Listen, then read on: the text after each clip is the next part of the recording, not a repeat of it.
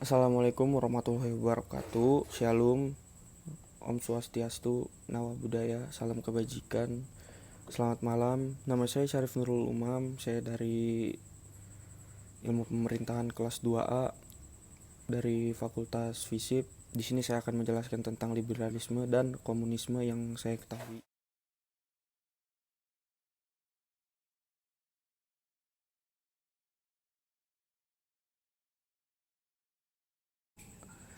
Liberalisme yaitu kebebasan atau hak individu, yang artinya itu kita bebas untuk melakukan apapun dalam artian apapun itu, selagi kita tidak melanggar hukum yang ada di negara kita gitu.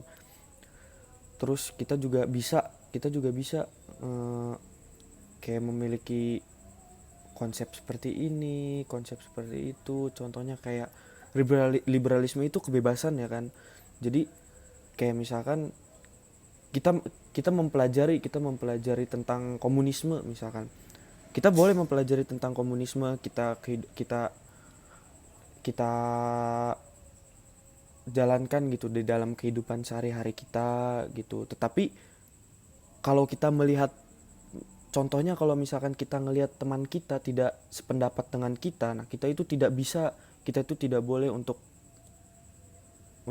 menjudge gitu, kayak menjudge kamu harus sama kayak saya, enggak, itu tidak boleh seperti itu. Terus kayak setiap orang tuh memiliki konsepnya masing-masing, punya pandangannya masing-masing gitu kan. Itu yang namanya kebebasan hak individu itu. Terus seperti yang ada di Amerika pada zaman Barack Obama, LGBT, yaitu LGBT itu artinya lesbi, gay, bisexual sama transgender.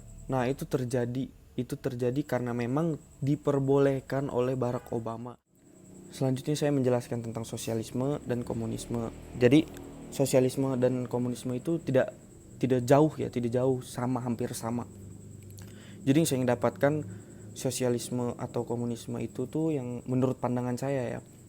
Jadi menghapus hak milik perseorangan digantikan dengan hak milik bersama yang dipimpin oleh negara gitu. Jadi maksudnya itu tuh kayak soal pertanahan. Jadi tanah itu emang milik negara, milik bersama, tidak ada milik perseorangan. Tetapi masih ada gitu loh, kayak di Indonesia ini ya, contohnya sih ya, memang Indonesia tidak menggunakan ideologi sosialisme atau komunisme untuk saat ini. Jadi kayak tanah tuh bisa dimiliki oleh siapapun.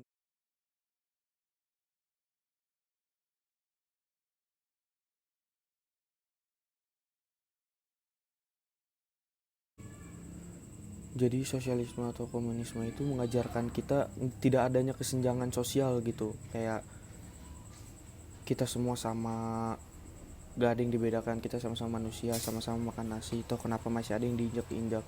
Kalau menurut saya ngomongin sosial atau komunisme itu tuh bersangkut pautan dengan humanisme ya. Kayak memanusiakan manusia seperti itu. Kayak pada dasarnya, misalkan kalau di Indonesia ini menggunakan ideologi sosialisme atau komunisme gitu dengan keadaan yang saat ini gitu ya. Nah, kan komunisme atau sosialisme itu mengajarkan tentang tidak adanya kesenjangan sosial, tidak adanya kepemilikan hak perseorangan, pemilik hak perseorangan seperti itu.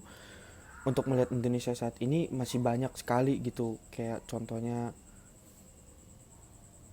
masih ada manusia yang tidak memiliki rumah, tidur di kolong jembatan, terus kayak buruh, kayak petani seperti itu. Sepertinya memang itu tidak memanusiakan manusia. Memang sulit untuk memanusiakan manusia itu. Mungkin yang bisa saya dapatkan hanya segitu. Sebelumnya mohon maaf. Assalamualaikum warahmatullahi wabarakatuh. Shalom, Om Swastiastu, Namo Buddhaya, salam kebajikan.